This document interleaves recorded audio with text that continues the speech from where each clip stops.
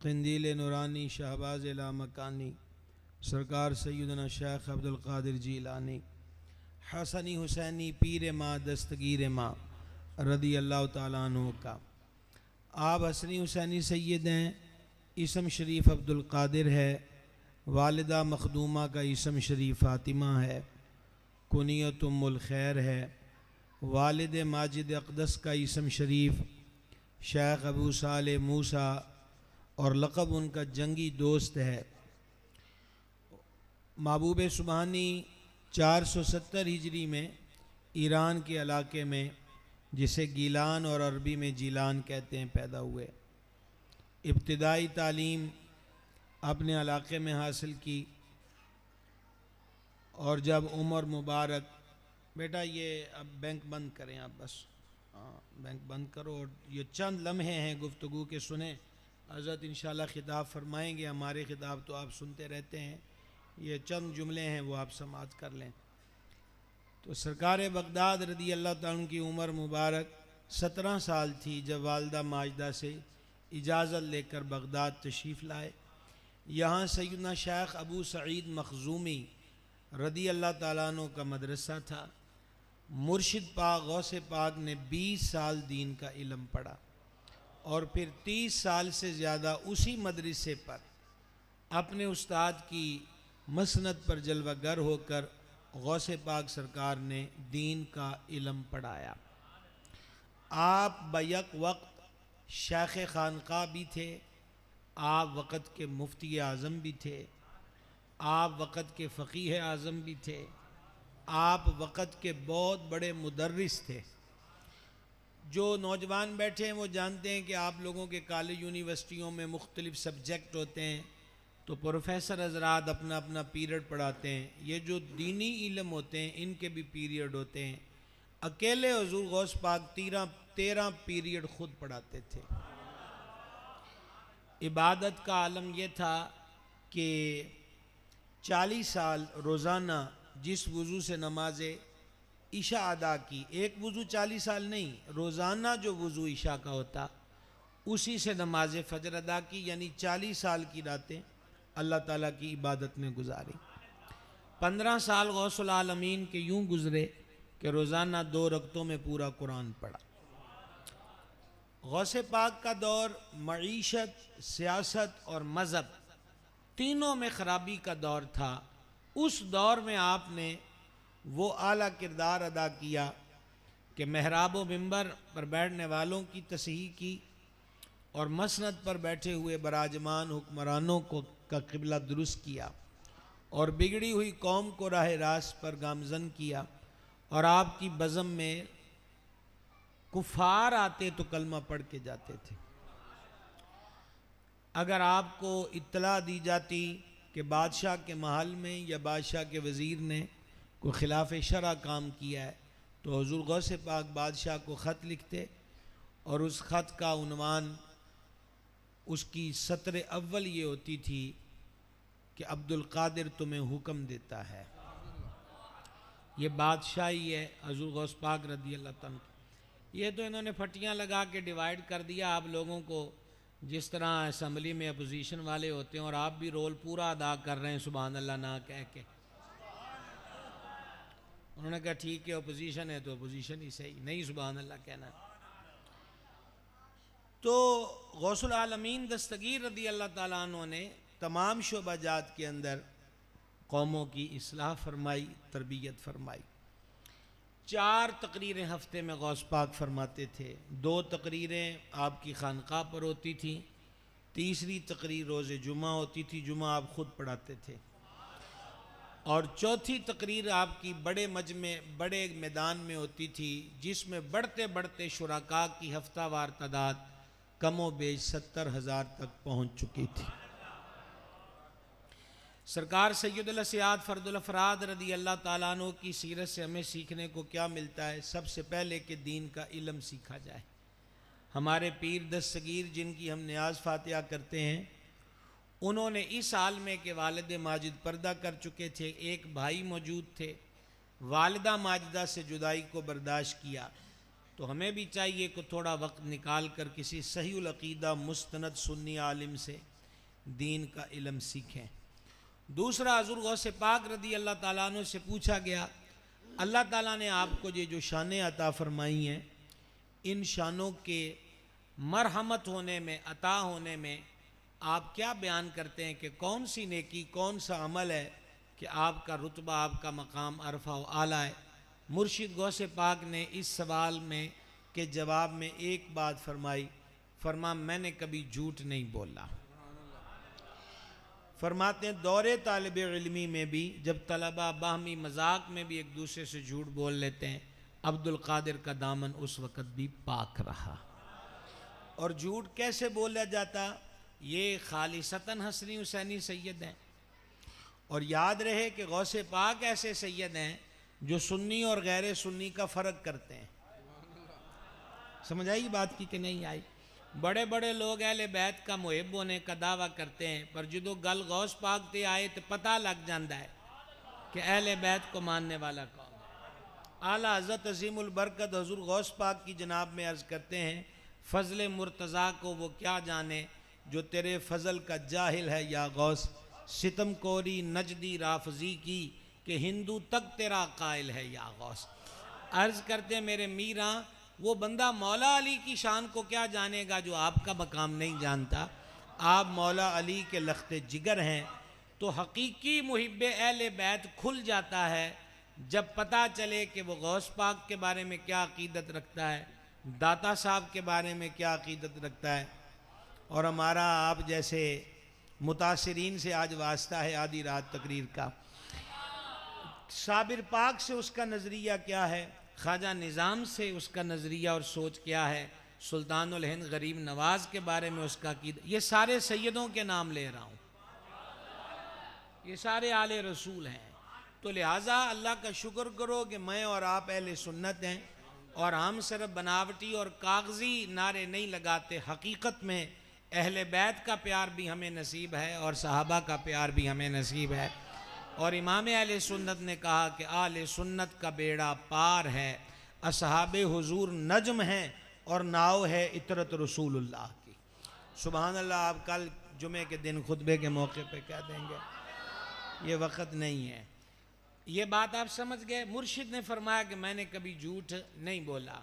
तो मैंने कहा कि ये खून ही खून खैरुर रसूल से इनका खमीर है। और दूसरा, वालदा माजदा ने जब बगदाद शरीफ रवाना किया तो फरमा बेटा कभी झूठ नहीं बोलना। और फिर आपने 40 दिन डाकुओं के सरदार को जेब से निकाल के दिए तो उसने तौबा की और उसके संगियों ने भी तौबा की। तो गौसे पाक की वालदा करीमा की नसीहत और गौसे पाक का उस पर अमल 70 डाकुओं को डाकुओं से तौबा करा गया और माशरे को 70 डाकुओं के शर से बचा गया। इस वाक़े से हमारे लिए सबक यह है कि हम अपने बच्चों की तरबियत करना ना छोड़ें।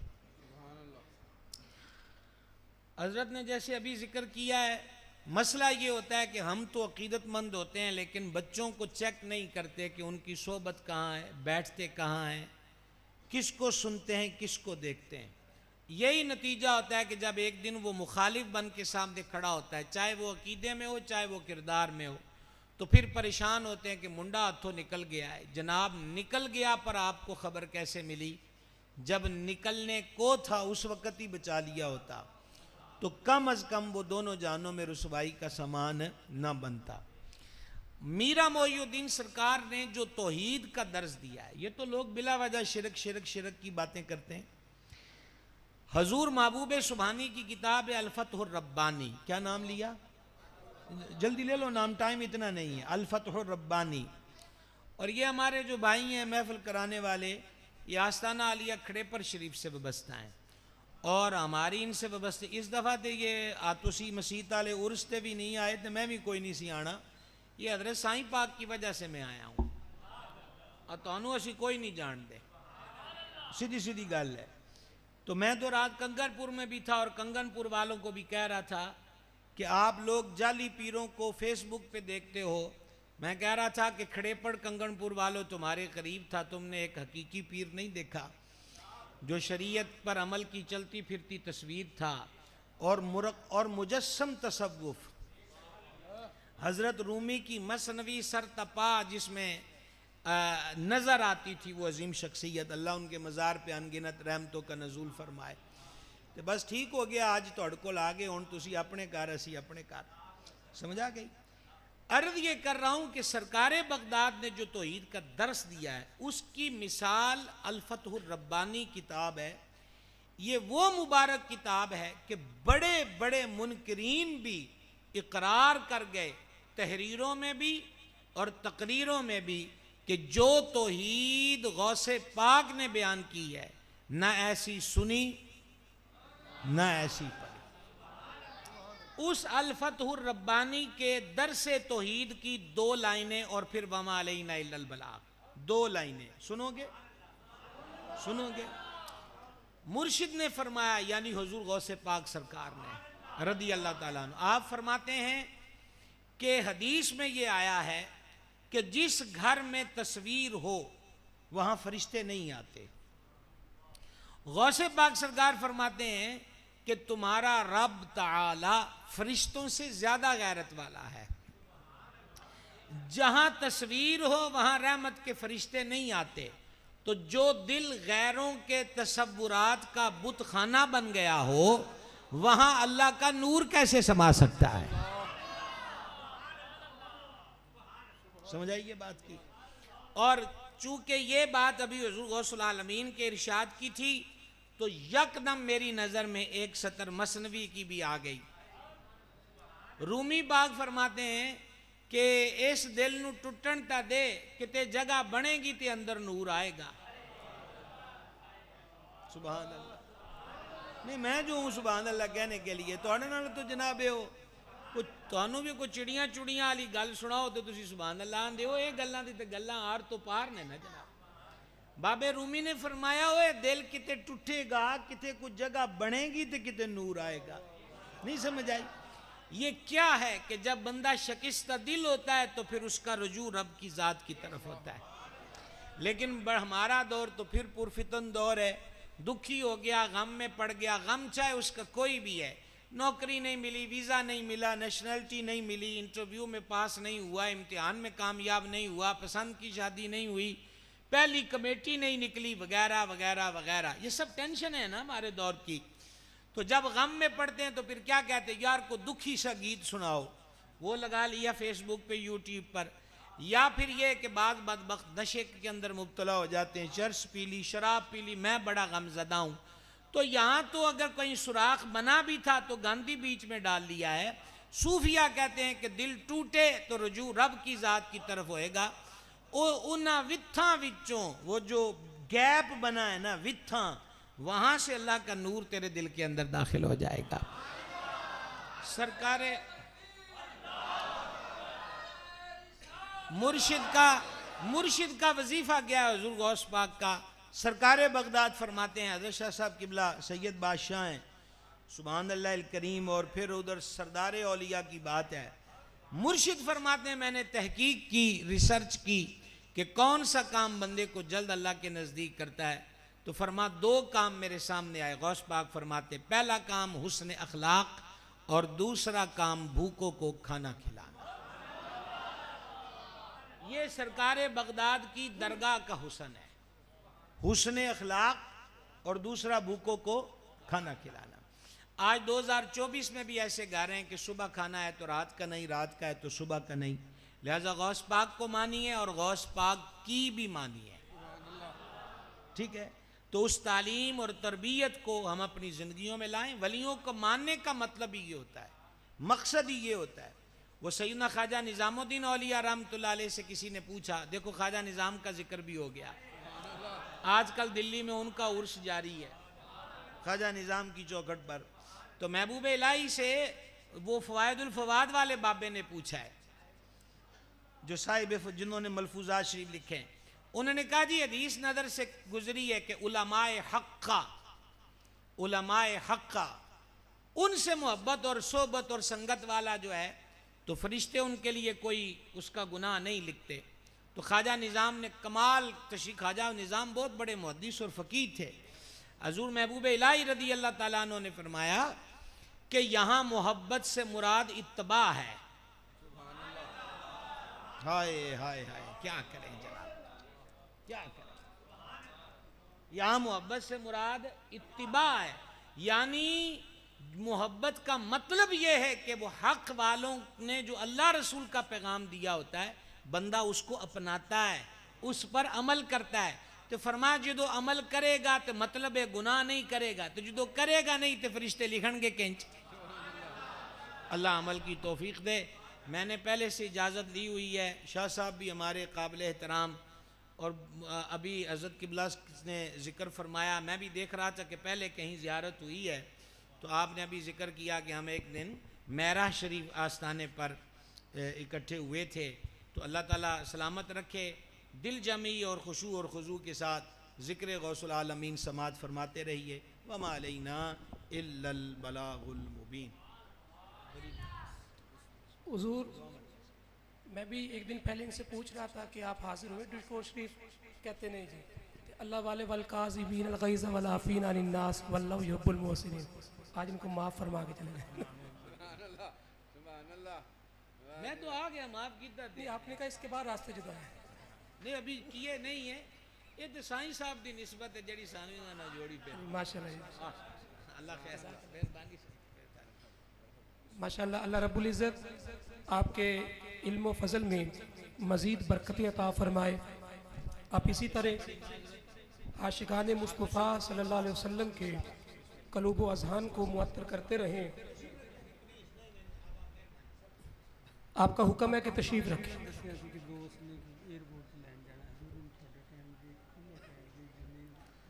दोस्तान मोहतरम, ये सूफिया की महफिल है।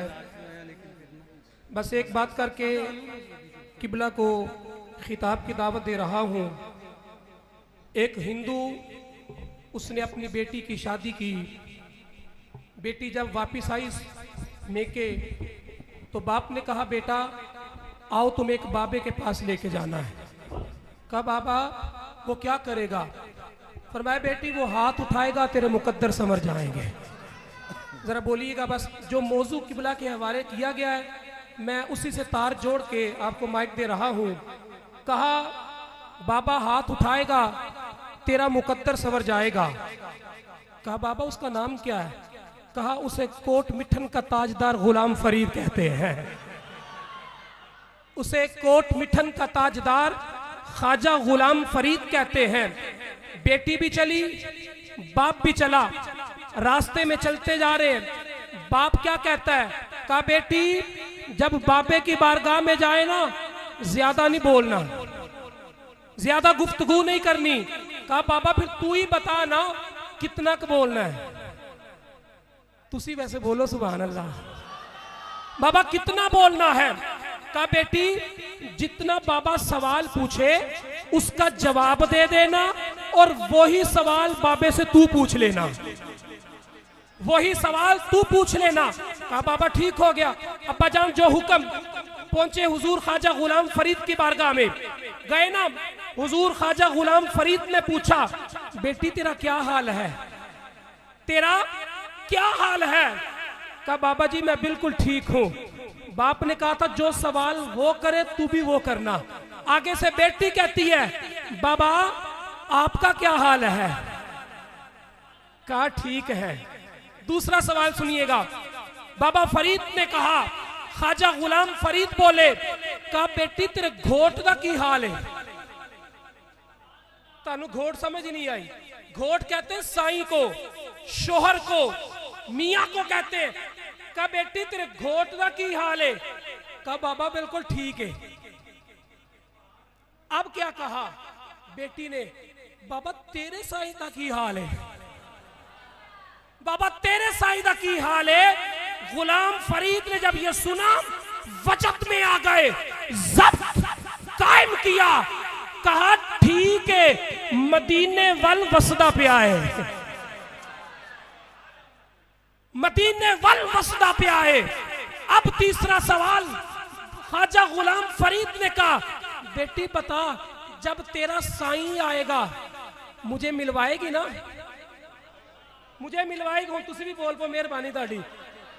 मिलवाएगा?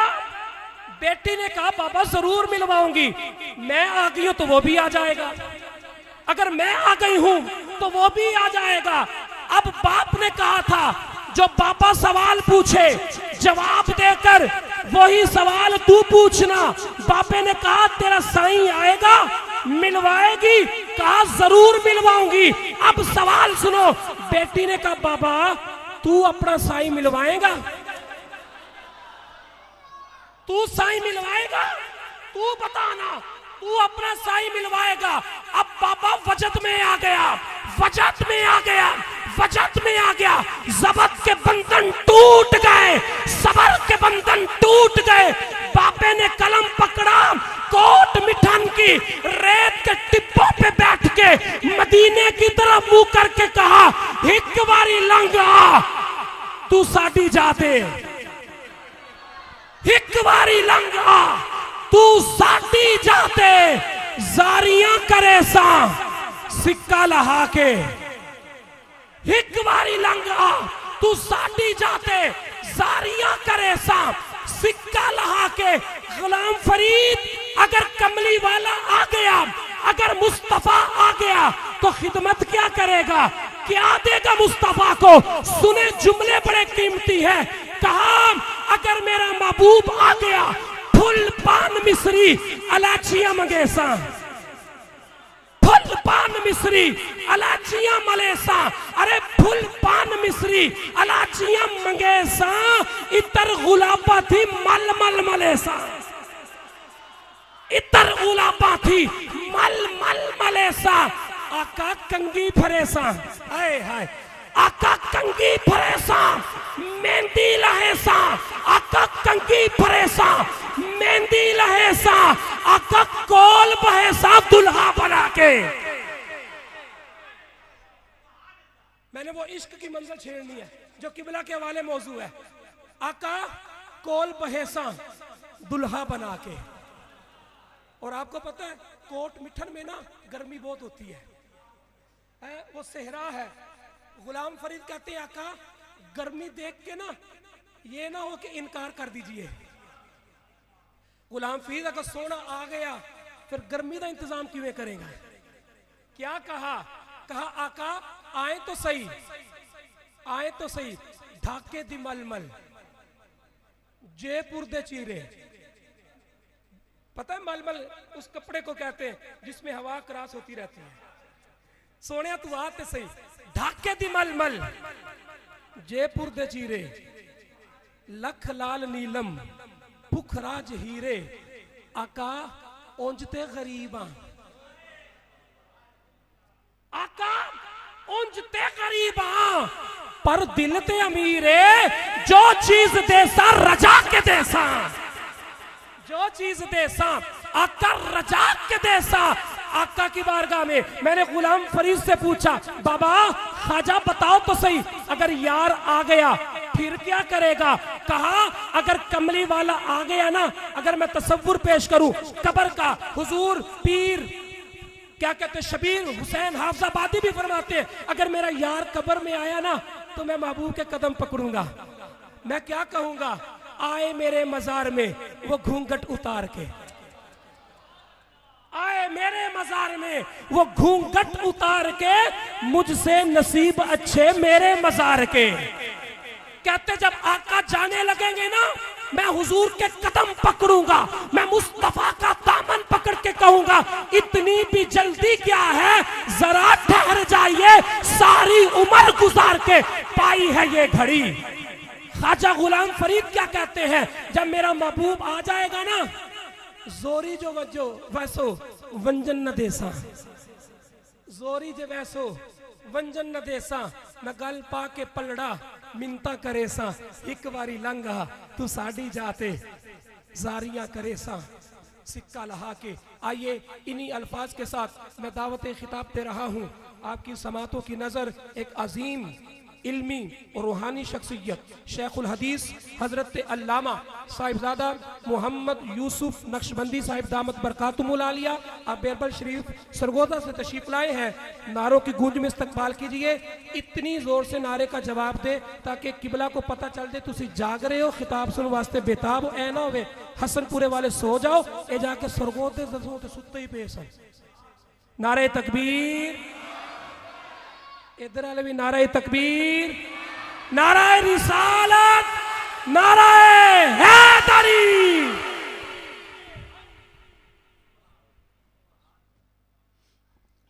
नहमदुहु व नुसल्ली व नुसल्लिमु अला रसूलिहिल करीम सय्यिद वुल्द आदम व खातमिन नबिय्यीन अजमलिल अजमलीन अकमलिल